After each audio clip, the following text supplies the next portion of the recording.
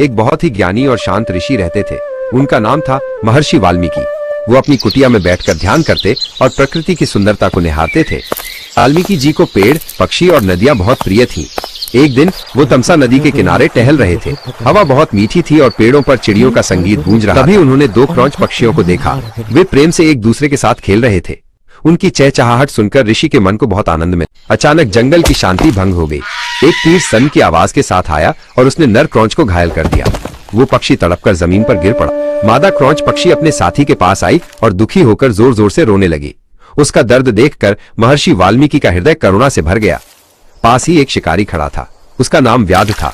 उसने ही तीर चलाया था। ऋषि ने व्याध को देखा और उनके मन का दुख शब्दों में बदल गया। ऐसी एक अनोखी लयबद्ध वाणी निकली। यह संस्कृत भाषा का पहला श्लोक छंद था। मानिषद प्रतिष्ठाम त्वमगमः शश्वती सम यत्क्रौंच मिथुनदे कमवद्धि कममोहितम। हे शिकारी, तुम्हें कभी शांति नहीं मिलेगी क्योंकि तुमने प्रेम में लीन एक पक्षी जोड़े में से एक को मार डाला। यह श्लोक करुणा और दुख की भावना से भरा था। वाल्मीकि जी को लगा जैसे साक्षात ब्रह्मा जी ने उन्हें यह छंद दिया हो। इस करुणा के छंद ने ही महर्षि को प्रेरित किया। उन्होंने इसी लय में एक महाकाव्य की रचना की।